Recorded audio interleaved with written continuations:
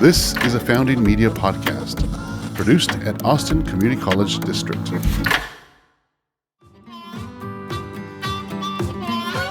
Welcome back to Science the Mall, y'all. I'm Dan Dillard, and my co-host and ABI director, Nancy Lyon, want to welcome you back to an exciting episode.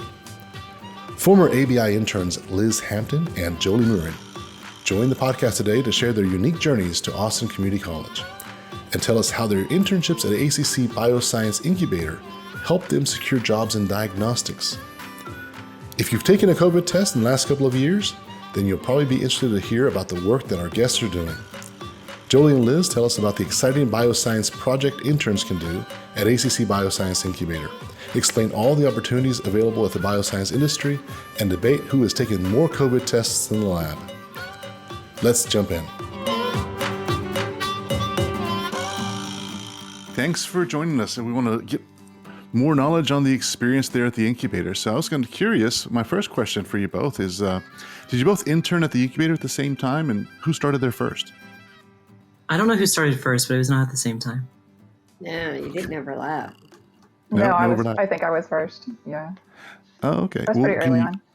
Yeah, let's just elaborate more on that story. Jolie, can you talk more about how you came about interning over the incubator? I believe it was I was in the biotech program, and it was a teacher that recommended me to Nancy. I think Nancy was looking for interns, and I was so excited.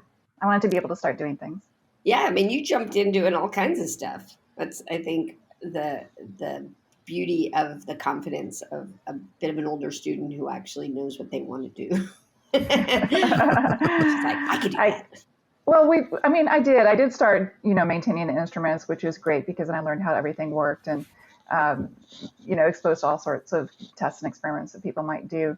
But I think that what was nice was that about Nancy is that she really supported whatever I wanted to do. And I knew that this was a place where I could learn everything and experience everything. I was afraid that as soon as I started a company or a job that I'd just be doing one thing. And so I wanted to learn everything. And Nancy found, companies that I could work with or companies that could donate some reagents or materials. Nancy sat down and taught me sometimes. It was just really awesome for me to learn such a wide range of things. And you'd mentioned previously that you started off in another major. I guess you were doing nursing. Talk a little bit about that. Right. Actually, my bachelor's a long time ago was in fine arts, and I was doing graphic design for maybe 10 years. But then I had kids, and I felt like I wanted something different, a second take on life. So I tried nursing, and when I was in my nursing classes, I started realizing that I really liked the science, especially the microbiology nursing class. I loved the genetics. It was sort of like playing with a puzzle, putting different pieces of base pairs together in DNA and all that. And the teacher there mentioned the biotechnology program. So that's when I decided to shift over to biotechnology. And it's been a lot of fun ever since. Do you regret not going into nursing at all? No, I actually like doing it. I like the people. But this, to me, my brain is challenged in the way that it wants to be challenged. Trying to figure out what's happening on a very small level, invisible world kind of thing is just really fun to me. Yeah. And Liz, I know you mentioned this at our last recording, our last episode, but would you want to just give us a little clip of how you came into ABI? Yeah, I kind of searched it out. I had applied for the University of Texas, but I did not get in. But I wanted to move to Austin anyway. So I still had a few credits left to finish up the 2-year program, whatever that ended up being. Because at first it was just a general bachelor or a general degree in sciences. But at ACC, I think I went towards the chemistry degree. And while I was there, I was able to transfer jobs from delivering from Domino's in Plano, Texas to Austin. But I didn't want to do that for very much longer. So I just kind of started looking at everything that they had. And I knew Austin was a biotech center, the whole reason I uprooted and moved. And when I was touring the Highland campus, the ABI sign is right there, right? Like in front of the building. And I just kept seeing particularly like signs for parking, like ABI parking only. And when I Googled it, it was a bioscience incubator. And I thought that meant it was some kind of cryogenic facility for multiple cells or specimens, maybe like a virus lab or something. But they had an open house that I went and checked out. And Nancy gave me a tour from there. And I just thought it was really cool. So I applied for the internship. And I think we started a few months later. I love that you can think of Austin as being the biotech hub of anything. Like, that's my biggest uphill battle, is trying to get Austin to be on the map of biotech. And so, like, to hear someone move to Austin for that is like, ooh, you mean it's worse elsewhere? That's so cool. In Plano, for my last school, I was in the biotech club. So that was really my only intro into it, is I knew if I was going to go somewhere, biotechnology was kind of what I wanted to do. So it was more of a justification for, I mean, I stayed within Texas, but it was still a 200-mile move, right? So it's like, well, if I'm going to do it, it can't just be because out of spite for getting rejected from UT. There's got to be a reason then. What was the attraction? And I know you've kind of alluded to it in the previous question, but what was the attraction to ABI? And a second part B to that question is, what was it like to intern there? Be kind, y'all. I thought it was great because it was so free reign. We were given, Tyler and Nancy gave the interns just full charge of maintaining the instruments, and if something was going wrong, try to figure out how to fix it, or, how to find tech support or somebody that can come out and fix it. I just and they gave us, full scheduling and what we wanted to work on. I just liked that, how you could just be really creative and be in charge. And it wasn't like, oh, I have to go in and do A, B, and C today. It was just a playground. I wouldn't call it a playground. Oh, I thought it was. I know, but like, people are going to think that they can come in here. The reason that you guys got free reign, and I think Liz is going to tell you a similar story, but it's because of who you were. I mean, if there was somebody, and we had several students in the past that maybe weren't quite so capable, and I can promise you that I didn't give them free reign. It was like, why don't you stick really close by with Jolie? So in the application, it just checked a lot of boxes for me, right? I was still in a position where, I didn't live on campus. I'd already given college one shot with my parents' help. And I was definitely in a position of, like, wherever I work, I still have to be able to make rent and everything. So the internship was actually just perfect, because I knew that if I was going to go for anything to do with an internship or anything into my degree field, that if it was through the school, I kind of already knew the parameters, right? And we ended up having to follow those same parameters. The Bioscience Incubator, you're limited to only 20 hours a week, or at least pay for only 20 hours a week, right? And if I was going to do that, it would have to be perfect, right? Like, if I was going to cut my hours and have to live a little more, with less cash, it was going to have to be worthwhile. And really, the Bioscience Incubator was perfect, because when I was applying for it, I didn't really care how much it paid, right? At that point, if I had to kind of maintain a second job, I would have, just because it was so cool. During that tour that Nancy gave, you walk past all the instruments that they just talk about in lectures, right? When you're talking about the Human Genome Project, and they're talking about how they used to use these methods that took decades to map the entire human genome, they'd say, yeah, but now we have next-gen sequencers.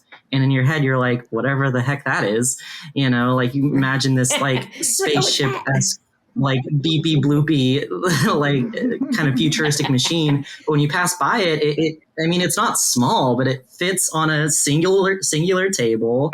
It almost looks kind of what you would expect, just not so high tech, but it is. It's like the most high tech instrument that people can really talk about today, right? Sequencing an entire genome just by placing a few strands of DNA on a little chip and running it through a singular machine. So working there was kind of the same thing too, right? Because we got to work with all kinds of, biology-based machinery. But there was also a day where the intern who I was interning with, Tina Arms, her and I spent one shift just playing around with the 3D printers, and we just printed out all those printers come out with basic structures that you can print. Like, I printed a ball and chain, and she printed something similar. And it was just cool to have all that wrapped into one. be able to kind of explore all of it. And I know what story Nancy wants me to tell, so we can get into it now or later. The 8 hours I spent with an FPLC. What projects did you work on? And you've mentioned some of the projects. What projects did you work on while you were an intern? And then how did those experiences lead you to your current roles? So one of the last things that I did, because I got cut short about halfway through the internship, we all got kicked out off of campus for the pandemic. But one of the last things I was doing with Kelly was actually doing an inventory management system, just getting everything written down and know where it is. And even though that wasn't the most glamorous part of it, it's one of the things I remember the most because it just showed me what like being in a lab could be. And when I was hired to my current position, a lot of it was just inventory management as well. And a lot of people think of like sitting at a bench with a test tube and dropping little things into a liquid and trying to make it work. But a lot of biotechnology nowadays is maintaining instruments. Yeah, is maintaining an instrument, setting up a reaction and letting the instrument do it for you. So really, and I think I talked about this in the intro and I'll continue to talk about it. My interest in biotechnology is really mostly the technology bit of it. And any chance I could get my hands on something was the best. Right. So I think, because again, we were only there for like 6 to 8 weeks, unfortunately, because we didn't start at the beginning of the semester.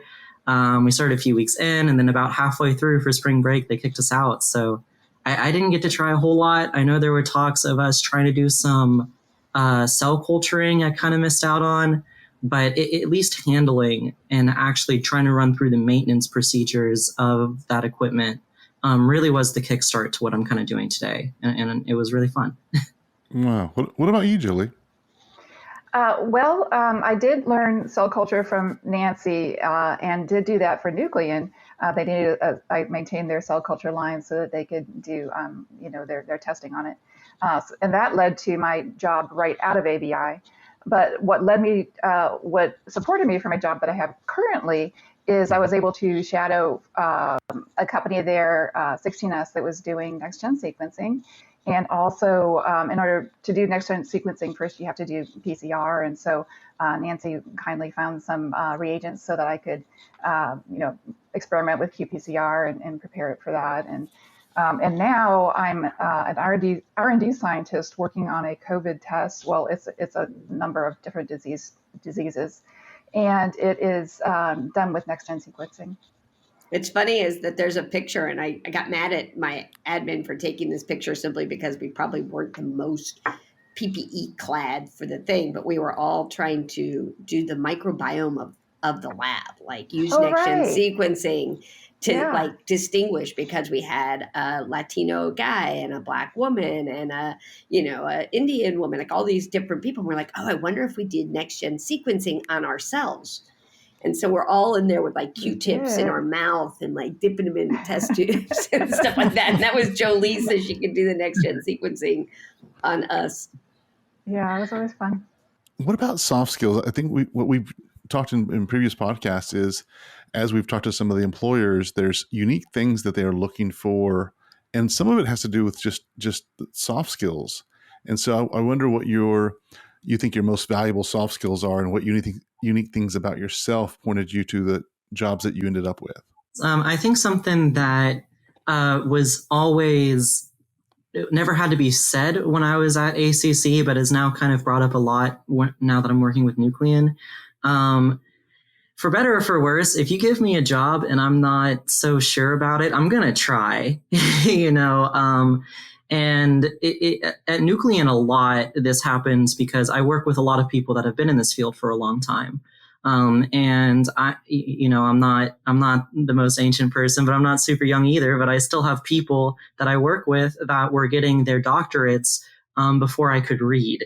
So there's a big gap in skill, or at least in experience with where I work. But when I was hired, there was only a handful of us, like literally less than 5 full-time employees in the biology department. So a lot of the times it was, hey, no one has a chance to do this. Can you try? And the very first thing was my boss, Mike Carberg, wanted to resuspend some oligo probes that we had gotten in. And by some, he means that he had let about, I remember it was in the 50s, build up because he was busy and Vera was busy. So I spent a solid couple of days just resuspending a bunch of probes to just the volumetric concentrations that we needed for our assays, right? And that involves not just adding water, but taking them to a nanodrop and ensuring that those concentrations are correct. And it took me 3 solid tries. I got it all together. I came to him and I was like, Mike, what the heck's going on? Like, these concentrations are whack. And he's like, well, show me how you did it. And the first thing was like, oh man, you didn't even, like, I didn't even think about spinning the tube down as I was resuspending it, like just like level 1 stuff, because I'd never done this before. And then when I did it a second time and it didn't work, it was, okay, well, let's move to a different nanodrop. Maybe this one just isn't calibrated to what we need to do. And they still bring up that story because I spent a solid, it's like the FPLC story, right? A solid 8 to 10 hours doing it again and again. And Mike says to this day, he's like, I thought she would just give up eventually. You know, like after the second time, you spend an entire day doing something and it's wrong. But I don't like doing that. You know, if it can be done, I've seen someone else do it. I'm going to keep trying at it. And it took me a long time to recognize that for not myself, telling you that they're invisible until you resuspend them, and there's no way you even know where they are, and he should have told you that. Oh, and that was the fun part about being in a startup, right? Is no one had time to supervise me. They just needed to trust me to do it. And when I messed up, they're like, okay, do it again. Right. Well, and I was going to say that's a really big soft skill, especially working for a startup, because but what you just said, a lot of entrepreneurs are doing the same thing in whatever position they're doing as well. They're trying to figure it out and it's not working. They've got to continue doing that. It makes me think of how many times, before we got a light bulb, how many times Edison had to try. And it's just, you have to keep trying until you get it. So that's a really good, a valuable soft And you skill. don't hear the try stories. You hear the success stories. Nobody bothers to tell you about the 9,000 times that they screwed it up before they got it right. Yeah. 100%. What about you, Jolie? I know that you mentioned in our previous conversation, nursing and graphic design. So do any of those soft skills translate to what you're doing now? Yes, when I was in graphic design, I did have my own company. So I had to hire people and I had to manage customers and projects and, different talent with different skills. So I think that it taught me how to, and because I work for a very small company right now, I have to manage a lot of things. I have to make sure things get done on schedule. I have to jump in and take care of things that are not as glamorous, like ordering products and finding out why this product was shipped at the wrong temperature and, things like that. I think having a creative background, I think that it's given me a different perspective on how to solve problems when it comes to experiments. Maybe someone may look at the results and say, oh, I think this happened, but I think that I may see it in a different way. And that's kind of nice to bring, a different perspective to the team. In art, you have to be very detail oriented, for a large chunk of that I was doing, drawing and painting. So I had to see things very minutely and develop very strong hand skills, which is important when you're in the lab and pipetting tiny little things. And I think it prepared me for this. Well, those are the things, as Nancy pointed out, we love to hear the stories of just what's inside you that's now translating into the path that you've taken. That's really cool. Well, I think that what Liz just described about her perseverance, also Jolie needs to own up on that. I mean, she's also like she will do it, like she set up an entire CLIA lab in response to COVID. So at ABI, when I was about ready to leave, Nancy kindly introduced me to Laura Bosworth, who's an incredible person, and you've already done a podcast on her earlier. And she's the CEO of Tvito Biodevices. So after ABI, I went to Tvito, and what they do there is something called cell grafting, where they help patients who have white spots. It's called vitiligo, by transferring cells. And when I was there, I learned how to process skin to create their cell grafts. And we were building a clean room, so I got to set up, figure out and set up their, what furniture we would have, consumables. I developed their environmental monitoring program of the clean room, which was really interesting and fun to research and implement. And it was going very well, but then, COVID hit. And so that procedure wasn't done as often. And then something horrible happened. My chief science officer had a family tragedy and had to leave immediately. And she had just started thinking about going into COVID testing because we had a real-time PCR. So we had the materials and we had the talent, and we wanted to help. But she left, and so I had to find her notes and figure out what she had already discovered. And then things just kept getting worse. I did have a lab mate who was senior to me, and then she went back to India for a family issue, and she couldn't get back to America. So I had to just pick everything up and figure out what to do, which is so I just called on anybody that I knew and tried to figure out how to implement COVID testing. I knew that we were going to work with Thermo Fisher on one of their protocols. We did hire a wonderful lab director named Christine Boulot, and she would come in maybe once. ACC. True. And she would come in maybe once a month and advise, and of course, making sure that we were following all the CLIA regulations. And she really taught me a lot. She connected me with other labs. At the beginning of the pandemic, it was kind of neat because different labs and different people would collaborate. We'd share resources. It was hard to get supplies in the beginning. It was hard to get PPE. And we were like, why isn't this test working right? Have you gotten these results? What have you done about it? It was kind of neat. Everybody was just pulling together to figure out what to do. So I became general supervisor, and we launched that product and that test, and we started doing that. And then after a while, I became lab operations manager. And we decided to launch a different protocol for COVID testing through Yale. It's called Saliva Direct. Because it was easier to do, there wasn't an extraction, and quicker, cheaper. Yale was very collaborative. We could constantly talk with them about what to do and different materials we could use. They were very open to it, which is great. And after a while, I knew that eventually TVita would have to get back to their skin processing because that's what they do, and they do it very well. It's a really neat product. And what I was really interested in was what I was doing with the COVID, the PCR. I was really interested in molecular biology and next-gen sequencing.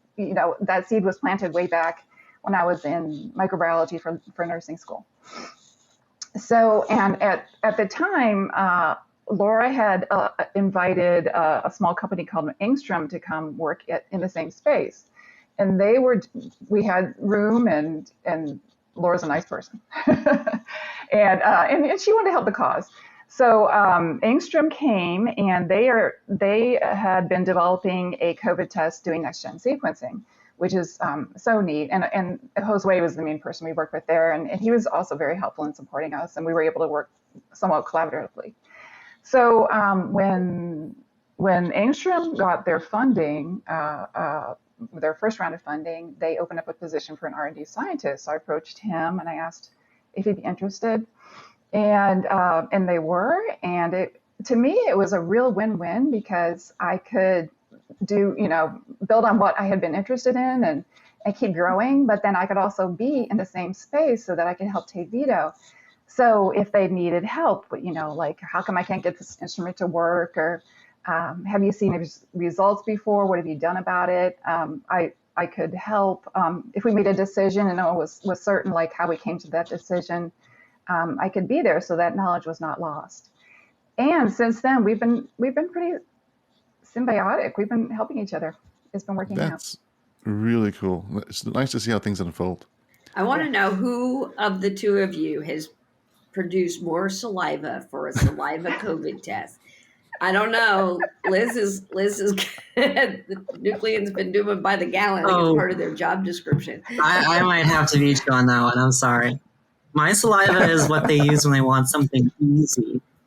They tell me I have alien saliva because if they need something easy to run, they take my saliva, because my saliva, whatever you put in it, whatever target you're trying to identify, buffer you're trying to use, my signal always comes up right across from the water signal. Like if I spit into a tube and run a PCR reaction with that as the main volume, and someone does a control in water, my CTs are normally within like half a CT, and the fluorescence is the same. So I don't know what that says about my biology, but it sure is helpful for them.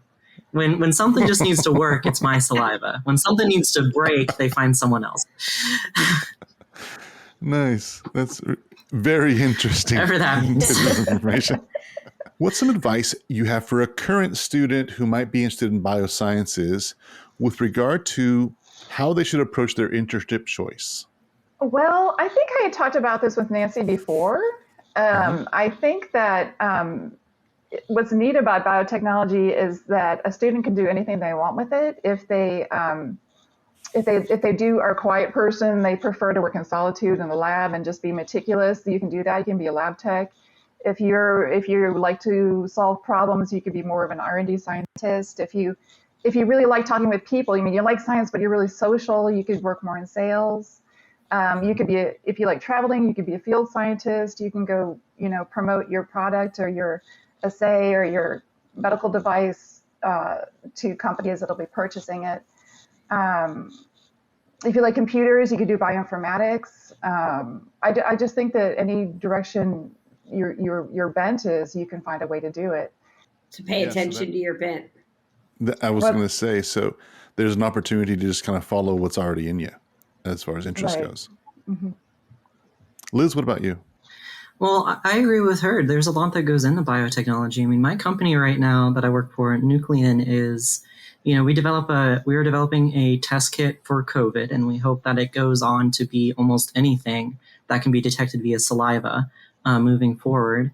And there's so many people working for it that to be in biotechnology, you might have to focus more on biology if you want to be in the lab. But I work with software developers because we need a website to run all of our experiments. We need a server to hold all of our data. I feel like I'm pretty good at building our device, but I didn't build it in CAD. Any computer-aided design software. There's a whole degree path for that. If you want to be in a lab, you probably do have to focus on biology and chemistry. But if biotechnology, if you see it as the future, like I really do, and why I pursued it is because I knew it's going to have its hands in everywhere by the end of my generation's lifetime, right? There's a lot of opportunities to get into it. And if you're worried about not being able to follow a traditional path, Jolie already said that her first degree was in, what was design, right? Graphic design. My first degree that I did not finish was in technical theater.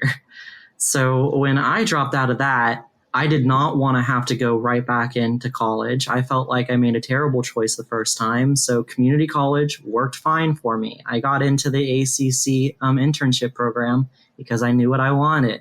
Not finishing my degree right away was fine because when COVID hit, there was a company, Nuclean, that just needed any able-bodied person that had a passion for biotechnology. So I believe the biotechnology field to be the kind of thing where there's so many bits and pieces that all you really have to have is the effort to learn as much as you can and the desire to be a part of it. And there's almost always a place for you, right? We have a QC department. We have, our QC department ranges from, the buffers and the assay mixes to the physical device.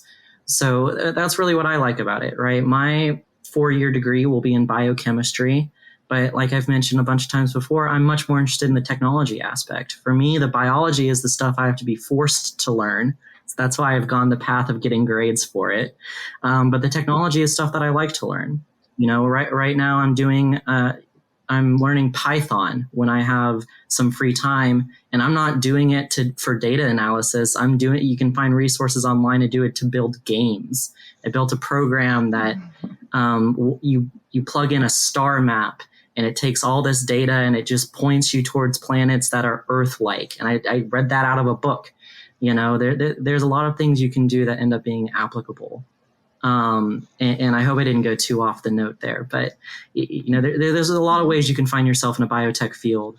From the student perspective of like looking at it from all the different skills and stuff like that, but it's also like these companies, right? We see companies like Nucleator or whatever, and they know their science, right? But they often don't know, like you said. I remember them coming to me going, man, if only we had somebody who could do CAD. And I was like, oh, ACC's got a CAD program. Here, let me see if I can find somebody over in that department that wants to. Because there's so many other things, like, like Jolie was saying, when she had her own business, you have to hire people. Like, these scientists don't know anything about HR or, business management or a lot of these things. And so I hope from their perspective, they also realize that, like, interns from all these other programs, not just biotech, right?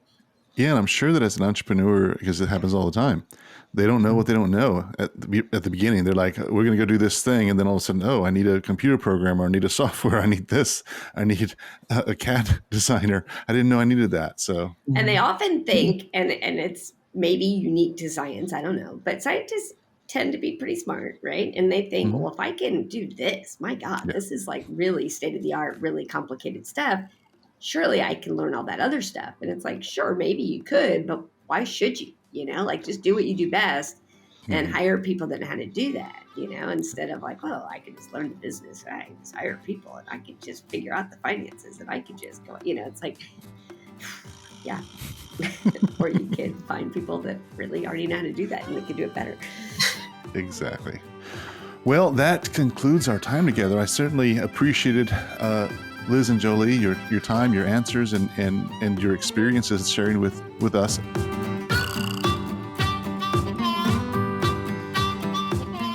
Thank you for sharing your experiences with us on the podcast, Liz and Jolie. It's always inspiring to hear how people find their passions.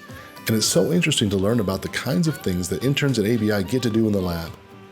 It's always fascinating to hear how COVID has affected businesses, especially those bioscience companies working on developing diagnostic tests. And it's enlightening to learn about the different types of jobs available in the biosciences.